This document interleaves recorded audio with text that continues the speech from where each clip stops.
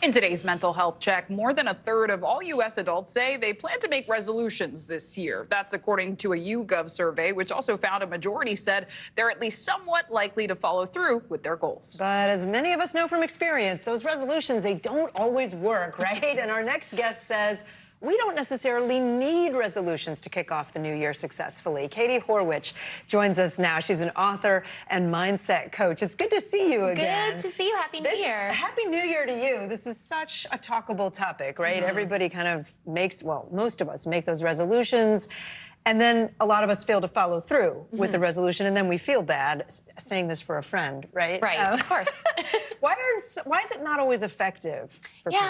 So a lot of times we'll lack three things. Number one is there's a lack of clarity, so specificity around what we actually want to achieve and what that means. But then also we want to allow flexibility for life to keep lifing and for our life to take us wherever it does and still achieve those goals. And then the last one is we want to be able to meet ourselves where we're at. And so that requires a level of self-acceptance before we move forward. Rather than self-criticism? Exactly, exactly. And I will say it does feel like every new year there's this conversation about should we even be setting resolutions, right? So if we're not setting a resolution, how can we still meet our goals and be set up for success? Yeah, so some people talk about setting a word for the year. I love that, and I actually love to take it one step further and pick a theme for the year. So that could be a word or a phrase. And then what you want to do, you want to write it down, first of all. Research has shown that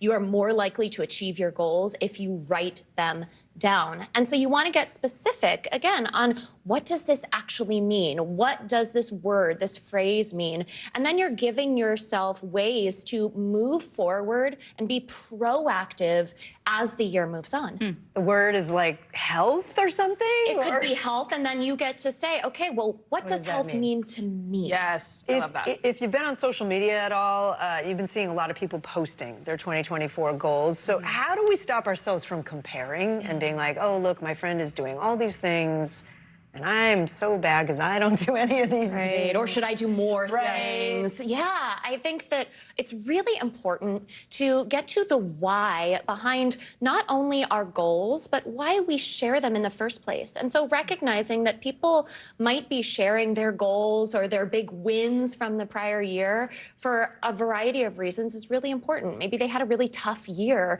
and that share is what's giving them that boost. So being able to respect their why allows you to then respect your own and then create goals that are really of quality instead of quantity or trying to size yourself up to someone else. I love that. And a lot of resolutions are really just habits, right, that we're hoping to build in our life. I've heard of habit stacking. I practice it a bit where you tack on a new habit to something you already do. Like if you want to add a morning walk, you might add that to brushing your teeth. You take a walk before you brush your teeth because you're already doing that. Yes. Sorry to my neighbors, though, if you meet me on the walk. Because you haven't brushed your teeth yet.